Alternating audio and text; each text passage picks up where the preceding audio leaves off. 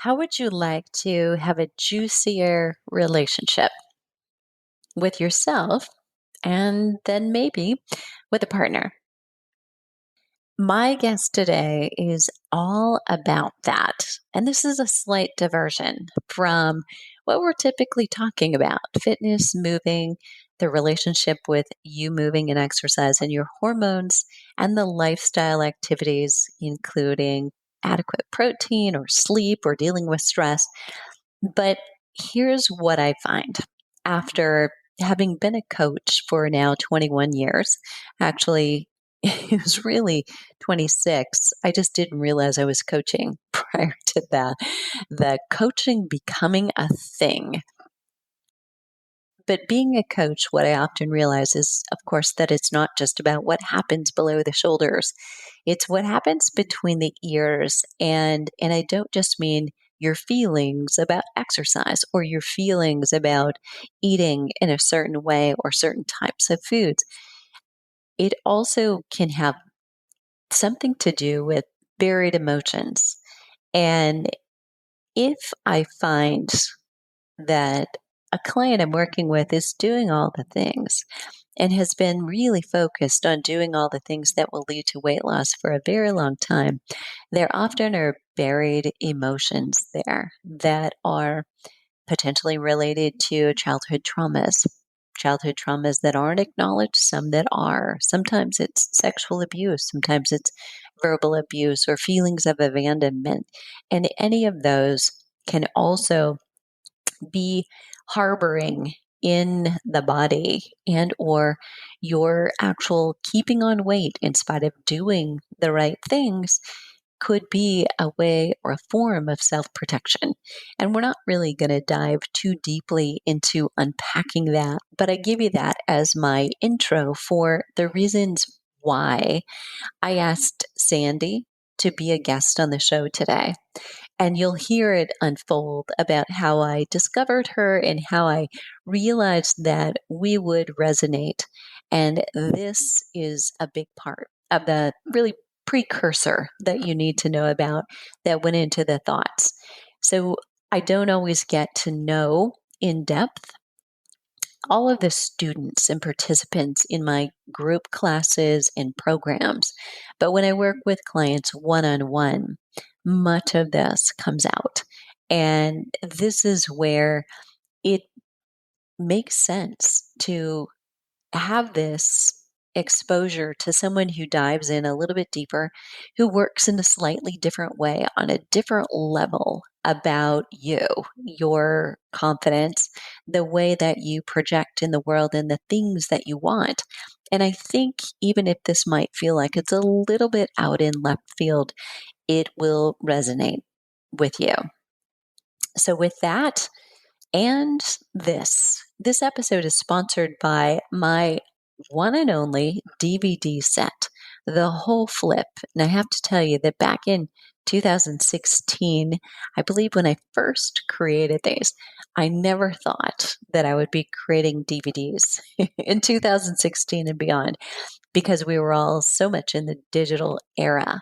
And yet I had several of you, maybe you, listener, who requested DVDs as your internet maybe was unreliable and you're in a rural area. And it made great sense to me. But we are to the end of the inventory. And so I want to let you know that the whole flip is available. And right now you'll find that if you go to thewholeflip.com or flipping50.com, the whole flip, you will get a slight discount for all four DVDs, where you have a cardio, a strength training DVD.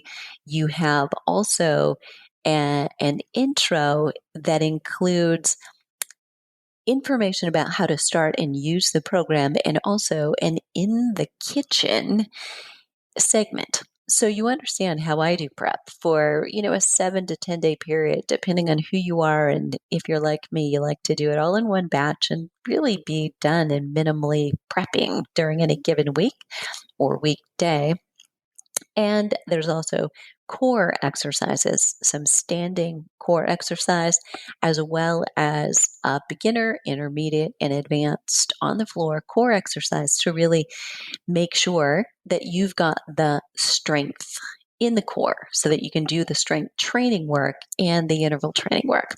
You'll find that there are 10 and 20-minute workouts on the DVDs, and that you can, if you'd prefer, put some of those together so you can have a slightly longer workout. So I'll link to that in the show notes. And with that, let's dive into today's episode. Sandy Sembler is an internationally recognized embodiment and feminine coach and creator of the SakredShe program. Doesn't that sound yummy? Okay, we're going to dive into that. Empowering women to break up with toxic patterns, limiting their love, business, and success, and embrace a joy-filled, abundant life. Sandy's SakredShe program was created after her own 10-year healing journey and her desire to make her mess a message and test a testimonial. Sandy merged disciplines from teachers around the world to ignite clients toward change in their life, in their mind, heart, and body, tapping into the unlimited energy and creativity of their feminine flow and releasing unhealthy patterns. The transformation Sandy's clients achieve is due to her compassionate, yet take no prisoners coaching style, her own personal journey, and her ability to deeply connect with each client as a unique soul. Sandy's deepest desire is for each client to intentionally claim their authentic purpose and abundance of self-worth, trust, and live more fully, and create the quality relationships so deeply desired. Sandy, thanks so much for being here. Thank you for having me. Wow, hearing you read that back, I'm just smiling from ear to ear. Wow, thank you.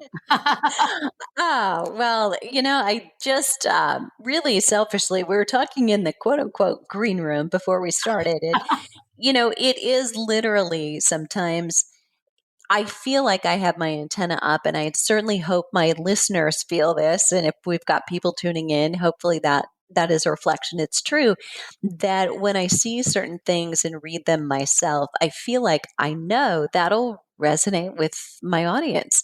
That although they come to me, hopefully, listeners, you will agree that you come to me for exercise, for the fitness, but then we all realize, like, weight loss is about so much more than pounds on a scale. It's about the self-confidence, whether it's with a partner or it's in your boardroom. There's so many layers. And, every time I see a post of yours, I'm like, I want what she's got. I'll have what she's having. And, I think in terms of relationships, and yet then what you're talking about and how you got there. So I'm so excited to be here talking to you and to let our listeners kind of listen over our shoulders in doing so. So literally the way I got to know you, found you, is you'd posted something about loving yourself. And often when I've got clients who are maybe at a roadblock and doing all the things, I often dig into that as an exercise psychologist and think, okay, there's potentially layers here that subconsciously you're protecting yourself. So I loved that you said this. And I loved that, for women in midlife, I think it can be so important. And we kind of get to the point where at some place here in midlife, as we transition in this second 50, we get tired of our own story and we're finally ready to hear it and maybe take off that armor that was protecting us. So, what about you? Because clearly in your bio, there's an experience that you've had. And how's that, your personal experience shifted post menopause? Yes, wow. Oh, so good. Just another testimony that we never know who we're touching, right? Because your fire and your energy, really ignited me to actually, I just want to say this, go back to my doctor and get a different doctor to get another test regarding my hormones. I just want you to know you didn't know that you motivated me with some of the things that I've been reading on your side. So the feeling is very, very mutual. So there's reciprocity there and our influences on each other. So thank you for that. For me and my journey and my healing space, my story, quote unquote, was that I believed that my picker was off, as my young son, who's now 21, would tell me when it came to relationships. And I kept thinking that I was attracting unemotionally available men, which is true. What I didn't realize, though, is that I was attracting the same version of myself, but in the other gender. And so I had done all the things. I had had an intervention with Tony Robbins that was 4 hours long that got me into the work that I'm in now regarding the masculine and the feminine, which I'm sure we'll talk about here. And I was a big personal development junkie. I had been going to counseling for years before I found Tony Robbins, and but still was attracting that same type of man, but in a different body. And, I knew that I was worthy of God's love, right? I was raised that way. I knew that I was, worthy of so much more, but it was almost as if I was, a Tesla with my hands not on the steering wheel. And I would just there were two men in front of me. I was going to be drawn to the one that would make me sing for my supper, so to speak. And so for me, what happened, and this is the beauty of sisterhood and the beauty of women that are like-minded and that love you to the point of not letting you get away with your own BS stories. I had a friend who said, some of this isn't even your fault. And Deborah, we were actually at yet another personal development event, and it was a women's empowerment space. And we had been dancing and having fun, and it was really beautiful. And I remember, crying, and she was just kind of rubbing my forehead. And she's like, honey, this isn't even your fault. And I said, yes, this is my fault. I believe that we have agency over our own body, our own thoughts, our own mind. And she's like, no, some of this is just generational. Some of this is just in your subconscious. And even though, I had studied brain patterns and even had a brain trainer and was brain training people and all of this was really more in the spiritual realm. And so, I learned about theta healing in that space and realized that there was so much more than what was beneath the eye. And so I just say to all your listeners here that, yeah, we are layers of onions, and it doesn't matter. We can go to all the things, but until we actually get all the things that we're learning, including what you're teaching your clients, it has to get in our cells. We have to really be able to embody it. We have to be able to walk as if. And that's really when all of this came to be for me, that I started to integrate all the beautiful teachings from all the people around the world that I had studied under. I kept thinking that if I would just listen to one more guru or one more this or what have you, that I would be able to get the magic sauce. And it really wasn't until I tied in this energetic healing space and then embodiment that it came together for me. Okay, I love that. So there's so many things in there that I want to unpack, but I'm going to take a stab in the dark and guess that you also love the work of Joe Dispenza. I do love Joe, and I do love Joe very, very much. And I tell you, the thing is that considering my personality type, I mean, meditating for hours and hours on end. And even though I love his seminars, I met him actually through Tony. What I realized is that I still was looking for the quick fix, right? And so I do love Joe, and I do believe in the power of the mind, right? But I found for me where I still was running so high on adrenaline and survivor mode that I wasn't even able to process some of Joe's work at the time. I can now, and I can sit still and process it. But I really had to embody a lot of the, act as if I want to attract this type of business, then I need to walk and talk like I'm already owning that business. Or if I want to attract this relationship, do that. And that kind of brings it in the here and now. Because what I found is that I would go to these events, and I would teach at these events and lead goddess retreats out in Sedona and things like that, which are so beautiful. But then when I would come home, how do we show up in our feminine? How do we bring in our masculine? I wanted for myself to be able to actually live it here in the 3D, not just out there, at a workshop or in the spiritual realm. Does that make sense? Yeah. Yeah. Yeah. Yeah. So I love Joe's work. And I think that the power of the mind and working the quantum field, I mean, that's what I've kind of wrapped into my programs. I love that you even mentioned his name because I did one of his meditations this morning that I don't think I could have done, 3 or 4 years back because it was hard for me just to sit still in that space. Yeah. I have to admit that I I can't remember. I think it was around Christmas time in December. So I got one of his meditations, but I couldn't sit still. So I used it while I was hiking, Yeah. and that was like the first step. So I could, kind of be out and not tuning in. There's two words I want to go back and define. So it's kind of Sandy's vocabulary that the audience may be still saying, wait a minute, I'm kind of tripped up with that. And so I Sure. can't focus on what you're saying. So and in either order, whatever order makes the most sense. But one, embodiment. So let's define that. And then the other one is theta. Yeah. So, the way I embodiment is very buzzy right now in the coaching space, right? And what it essentially means in the lineage and the tutelage where I have learned is that we are going to, like I said, act as if. So we're going to take all that beautiful knowledge that is in our head and our brain and we let it come into our cells. And so if I get a lot of women that are drawn to me who don't know how to access joy. They've lost that little girl inside of them. And so if I want to teach them how to bring joy into their life in any given moment, I would actually, we reunite her with her little girl, and we name her and we reparent her and we would have her play with her and skip with her. And so she can literally get in her body what it feels like to be a little girl again. Maybe she goes outside and she's barefoot. Maybe she swings, maybe whatever that is. But repetition is the mother of skill.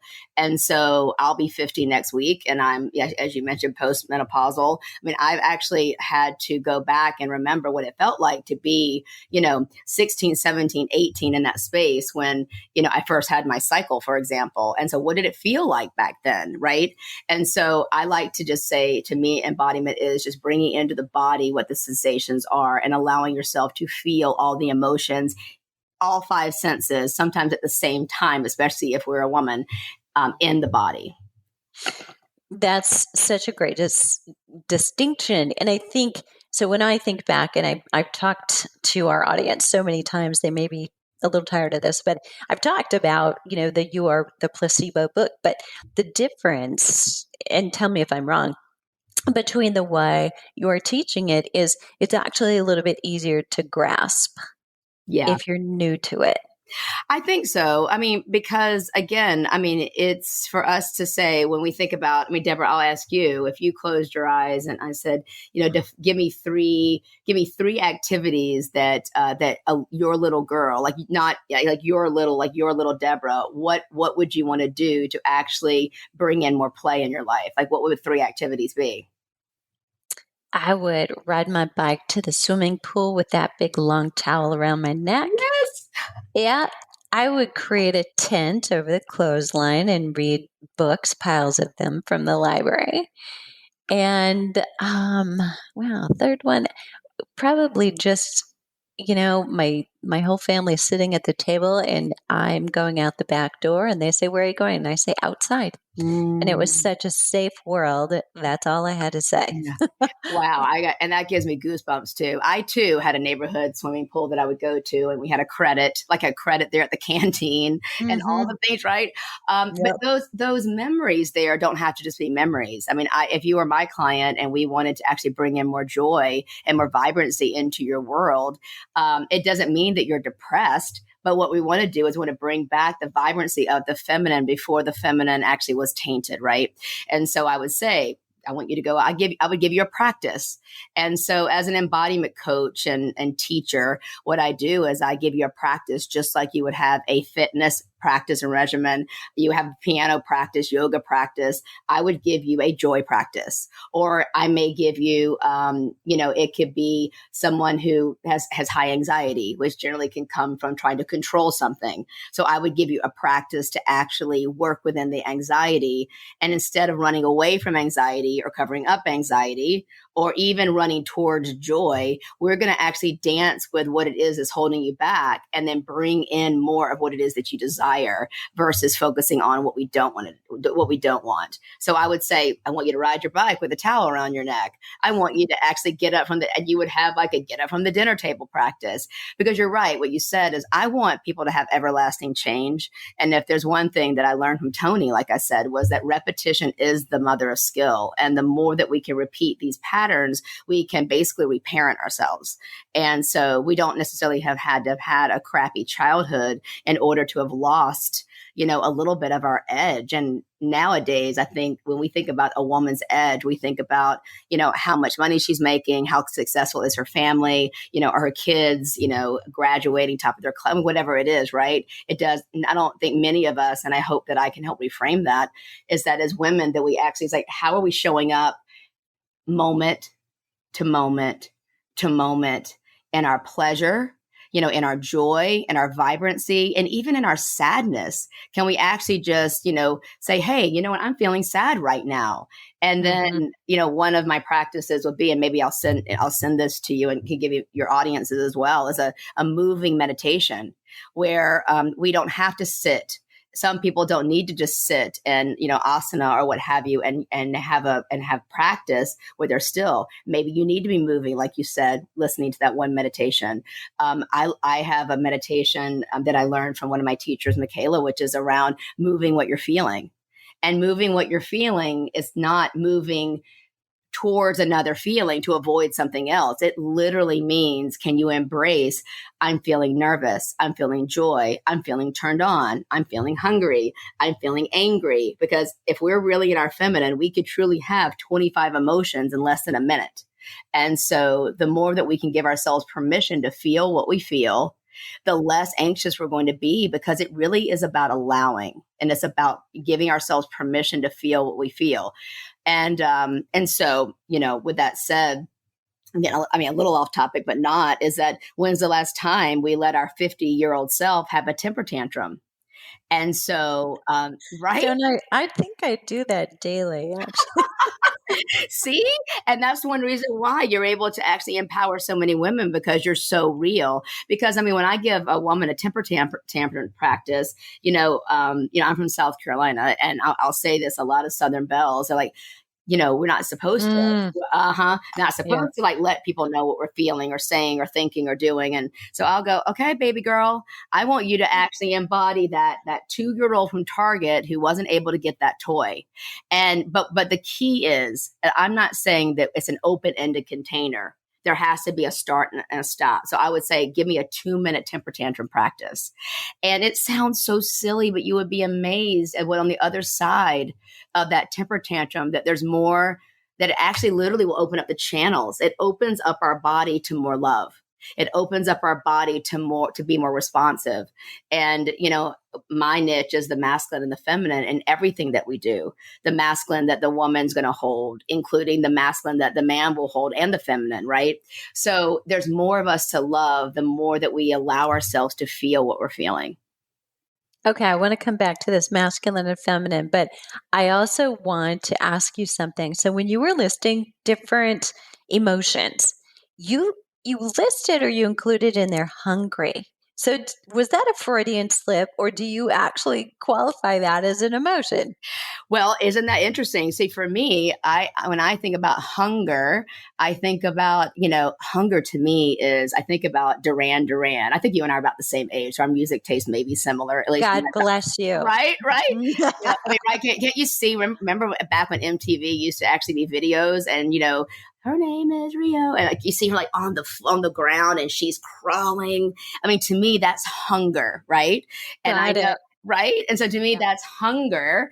And so if I was to move as hunger, the way I would, some people may rub their belly, like that may be hunger to them. For me, depending on my mood, it may be I'm on the ground and I'm just like feeling like I'm ravenous, right? So it just, there really are no rules around, some people may say, well, is anxiety really an emotion? I have been taught that anxiety is actually an offshoot of an emotion that you're not allowing yourself to feel from control.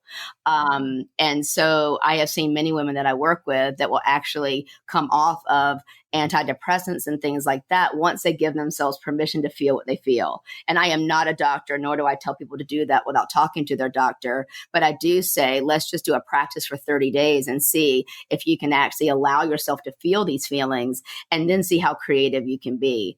I have a client right now that, is a children's, she has written children's books. And after working with me, and she's put this out in testimonial, so I'm not saying anything that's off-putting, but she's actually was able to lower her dose and her creativity did rise because instead of suppressing, she's actually allowing herself to feel it. The key is that to give yourself permission with a container. And when I say container, I mean a start and a stop. Something that I've been known for is about how to evoke joy in any given moment, even in uncertain times. But also, like, what does it mean to be a sacred hot mess?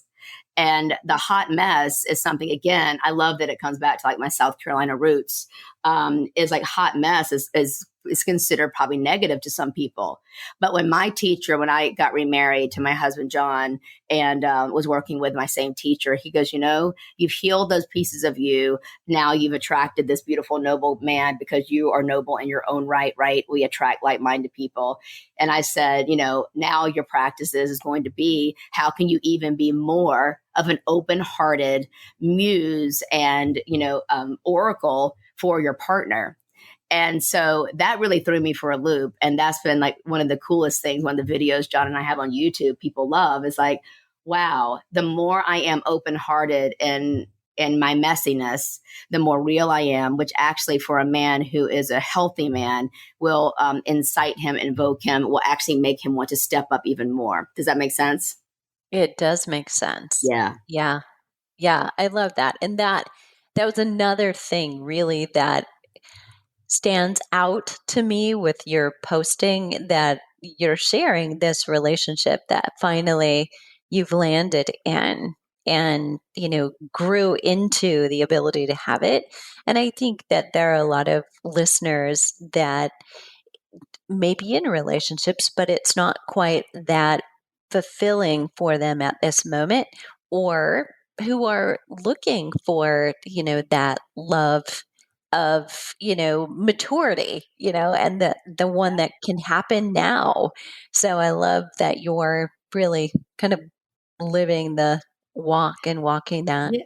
Well, and thank you for that because it is fascinating because in one of my programs, I do 101, but I also have the SakredShe, Sacred the K program. There's 40 women right now from 5 different countries represented. And many of the women have been married 20, 25, 30 years. And the women range from 26 to 71 in this group. And it's really fascinating because not everyone has been in toxic, abusive relationships, which was my flavor of vices, so to speak.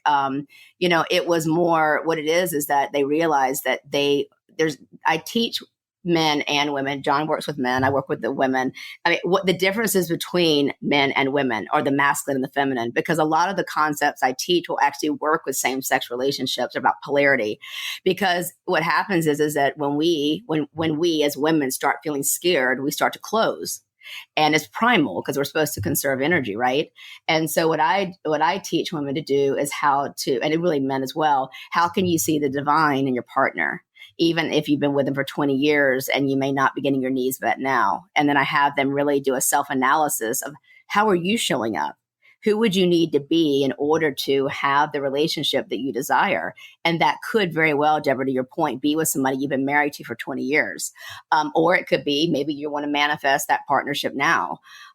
Because I think the hardest thing that I realize is that the reason why I kept attracting men who would, essentially be abusive and emotionally unavailable, quote unquote, was because I was emotionally unavailable for myself. And that was one of the biggest ahas I think I had. That was my turnaround for the work that I teach. So I will say this, John and I, since COVID last year, which basically was like March 20th, which is my birthday. There's been, 122 relationships that were apart or about to be apart came back together. And 3 of those are actually couples that were divorced, living in separate homes, that are now back together after working with either John or me or us collectively, because we actually have them call their own foul, teach men how to actually hold their body in a way to handle upgrade their nervous system so they can actually handle more of our wildness and our hunger, to use that word you and I like to use, and whatever it is, because there's something to that.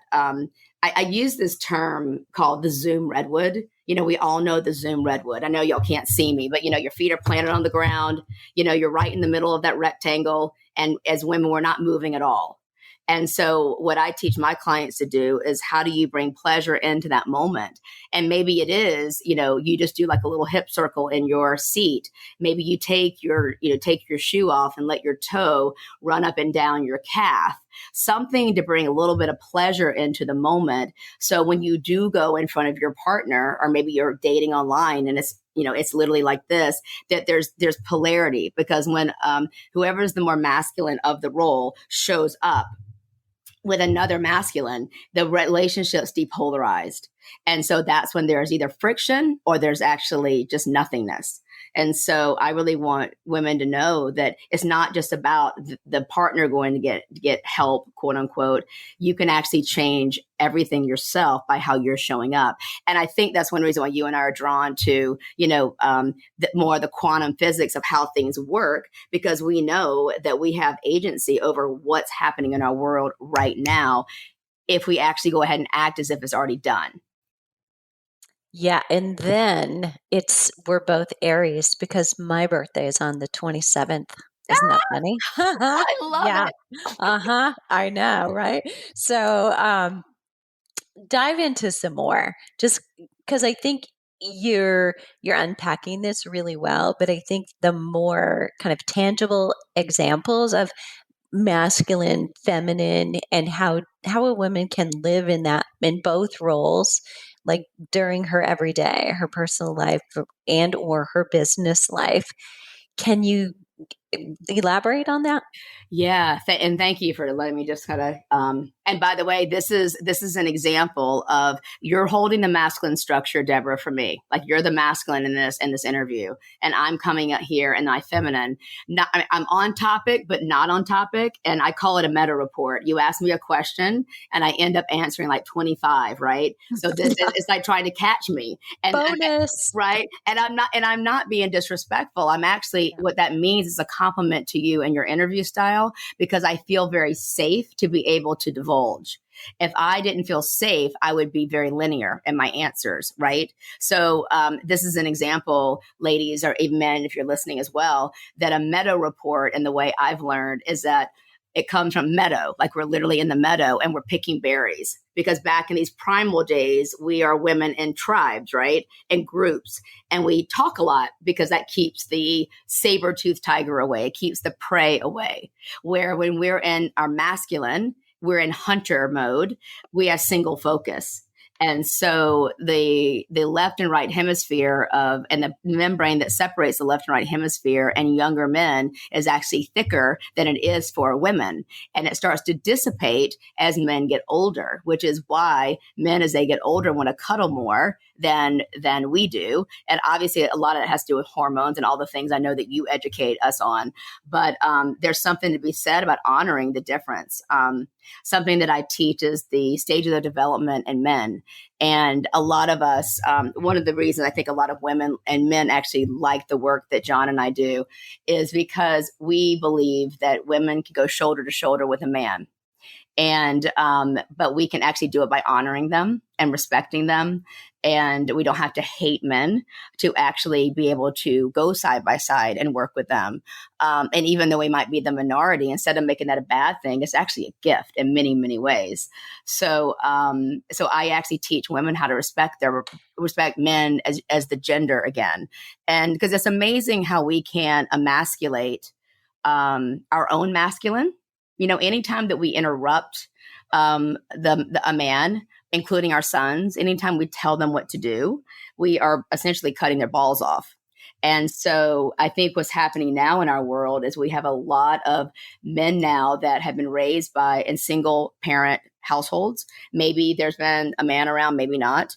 And, or there's been a lot of mama's boys that the mothers have completely helicoptered the kids where the men don't know how to make decisions because they weren't allowed to as kids. Does that make sense? Yeah, Yeah. completely. Yeah. So yeah, that's just an offshoot of us of trying to control, right? Where, I mean, again, we do it out of the kindness of our heart, not because we're evil, but because we want to protect. But the problem is that in that space of protecting these young boys, we actually are robbing them of the grit that they need, that we as older women are craving. And that's one reason why a lot of women will go towards the quote unquote bad boys. It's not because they want to get in trouble. It's because of the energy. And so you asked about the masculine and feminine, and that quiz that you and I had talked about, the sandysembler.com/quiz will help you see what essence do you lead in. And just because you have all the parts as a woman does not mean you're leading in your feminine, which is how I had that intervention with Tony in the first place. I was a somewhat attractive woman who was really showing up very masculine, very successful in business, and did not realize that the cadence that I was speaking, this staccato gun cadence, very rarely breathing in between sentences, railroading, trying to make decisions, telling men what to do, not allowing them to open my door, having this attitude that I don't need a man because that's how my mom raised me. You don't need a man, always take care of yourself, have your own money, again, nice things to learn. But if that's the way I'm leading in my energy, there's no room for a man to even ultimately want to take care of me, which is another reason why the men that I did become yoked with were very controlling and domineering. That was my idea of masculinity, that toxic masculine, which is going to override, which is also our toxic masculine as well. Deborah, anytime you and I are on a deadline and we're ignoring the fact that our kids need to be fed, or our partner wants to take us to dinner, or, we've been asked to go on a girls' trip again, but we refuse to go to bring pleasure into our life, that's our toxic masculine. Mm. Yeah. Anytime that we hear women gossiping, anytime that we look in the mirror and compare ourselves to the other girl on IG, anytime that we are trying to put somebody else down in order to bring ourselves up, even depression in some ways. I mean, I don't mean clinical depression, but when we have a habit of feeling bad for ourselves, that's actually our toxic feminine as well. And so, I'm a plethora of knowledge when it comes to this. And the key is, if I didn't bring in the embodiment and the spiritual realm through theta, which I mentioned earlier, I would just be another walking encyclopedia for you to regurgitate this information. What I want to do is help women and give them practical practices so you can get this in your body. Because I personally believe that the best spiritual practice is to be in a relationship that's monogamous, where you actually will trigger each other to learn how to get closer to your creator, whatever that means for you, universe, creator, God, whatever that is. And so that's going to come by being able to feel what you feel. So we go right back to what we talked about, at the beginning of this call. Wow. Very cool. Very, very cool. And I kind of want to, this is going to feel abrupt maybe, but I want to make sure we get this in before the end, because we are, I mean, literally as we record, coming up on, 365 days of, a shit show, a lot of Yes. people would say. So if you have kids in the car, I'm so sorry. But I could have been worse. I totally agree, my friend. Totally agree. Yep. And not to say, and not to be too Peter Pan and windy, but there have been some silver linings. So we'll just leave it at that. But you mentioned this today even, and you talk about finding joy even in difficult, uncertain times being kind of your special sauce. So at any given moment, so maybe I'm putting you on the spot, but this would be such a great way to finish. And selfishly, show me now. Are you, wait a minute, you told me I'm not on video. I mean, are you serious? No, you're not.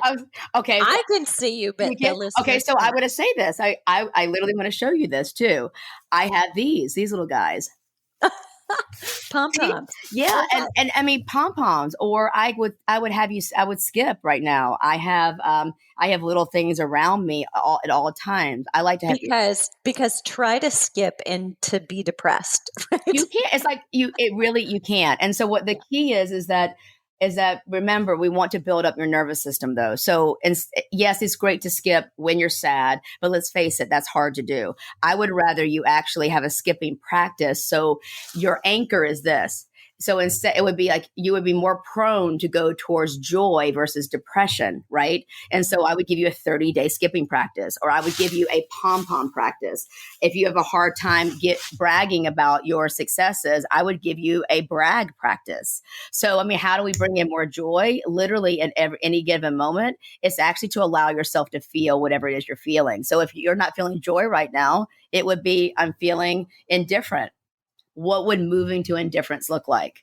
Literally, like what would that look like?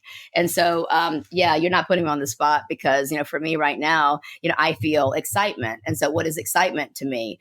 And the reason what I do is I actually ask women, and I know I've done this with you actually, when you and I've been talking via Instagram, I'll send you like a really quick little video of me, maybe sometimes not even say anything. When you and I think secured the podcast, it's just like a little bit of a video with me just, right? And that lights people up. And we don't have to say a whole lot to light people up.